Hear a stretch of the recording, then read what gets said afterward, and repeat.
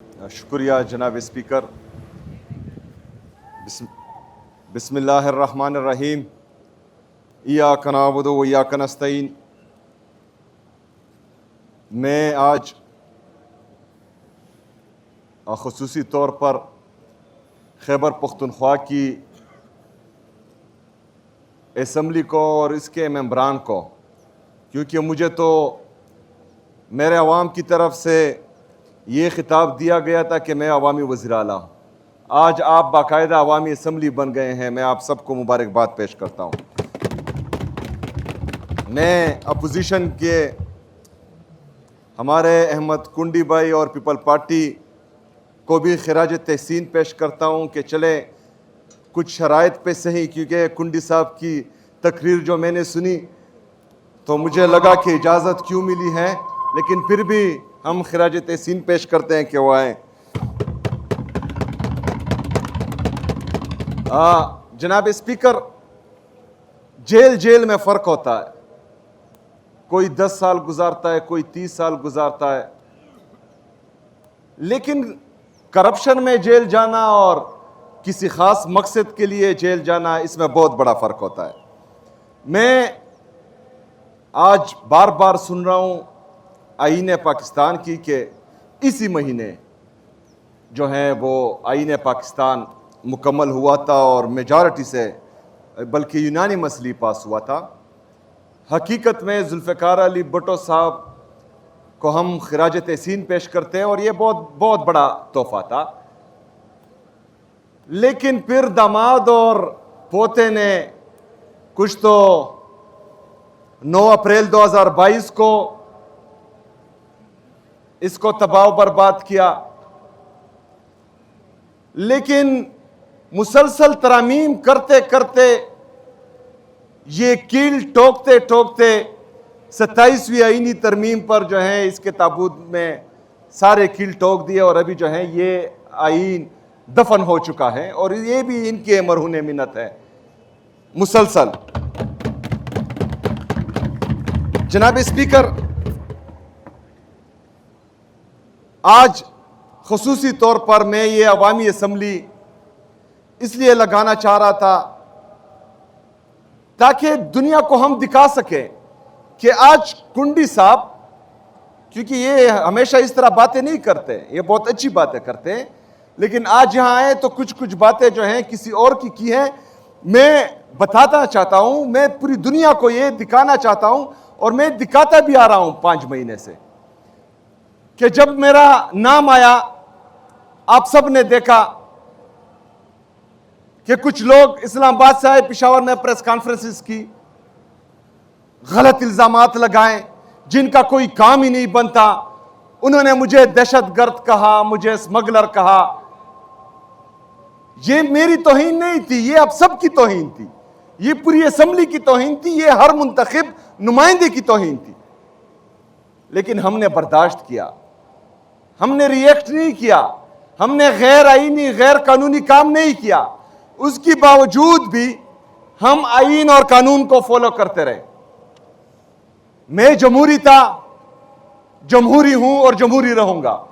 इसलिए मैंने बाकायदा जिनको आज ये क्रेडिट दे रहे हैं उनको बाकायदा टेलीफोन पर बताया कि ये मेरा हक है कि मैं अपने लीडर से मिलूं, अपने कायद से मिलूं, जनाब इमरान अहमद खान नियाजी साहब से मिलूं। उन्होंने कहा पूछ कर बताता हूं। मैंने कहा पूछें फिर बताएं, लेकिन नहीं बताया, मैं नहीं मिल पाया। फिर मैंने लेटर्स लिखे, नेशनल असम्बली को लेटर लिखे,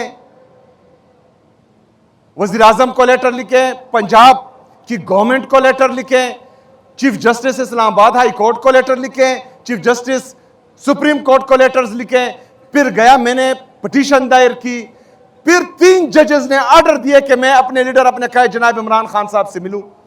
एक जेल के सुपरडेंट ने, मतलब ये जिस आईन की बात कर रहे हैं, तो 27वीं आईनी तरमीम के जरिए इतना मफलूज कर दिया इन अदालतों को कि 3 जजेस के ऑर्डर जो हैं एक जेल का सुपरडेंट नहीं मान रहा। एक जेल के सुपरडेंट की क्या हैसियत है? लेकिन 3 जजेस के स्पीकर साहब वो ऑर्डर्स नहीं मान रहा। ये किसके मरहूने मिन्नत है? जमहूरियत को यहां तक किसने पहुंचाया? आईन को यहां तक किसने पहुंचाया?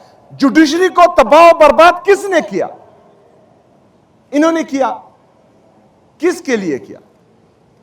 हमने तो सारी उम्र अपोजिशन में नहीं रहना, हमने तो सारी उम्र जो है इस तरह नहीं रहना। कल आपकी बारी होगी, आप जो है वफाक में अपोजिशन में होंगे, किसी और क्या नंबर होगा।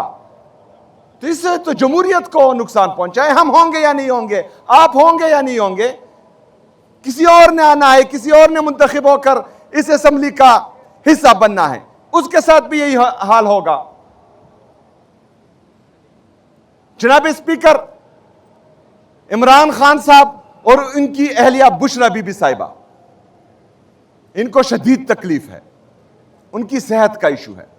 इमरान खान साहब 1000 से ज्यादा दिन गुजार चुके हैं जेल में, एक दिन भी उन्होंने जो है अपनी सेहत की शिकायत नहीं की, एक दिन के लिए भी उन्होंने बहाना नहीं बनाया। इस वक्त भी वो शदीद तकलीफ में हैं, उसके बावजूद भी वो बहाना नहीं बना रहे अस्पताल जाने का। उनकी अहलिया बुशरा बीबी साहिबा, जो एक बाहया और गैर सियासी खातून है, वो गैर जरूरी ना प्रेस कॉन्फ्रेंसेस करती हैं, ना सियासी एक्टिविटीज करती हैं, लेकिन उनके सेहत का इशू है, गैर कानूनी नाहक कैद किया हुआ है उनको, ना ही उनकी फैमिली को उनसे मिलने दिया जा रहा है। और जब सेहत का इशू आया, आंख का इशू आया, बदकिस्मती से इमरान खान साहब की भी राइट आई में, दाएं आंख में मसला है, बुशरा बीबी साहिबा की भी दाएं आंख में मसला है। तो ये एक सोचे समझे मंसूबे के तहत हो रहा है। स्पीकर साहब, ये मेरे लीडर में रखा है, जनाब इमरान खान साहब को कमजोर करने की कोशिश की जा रही है।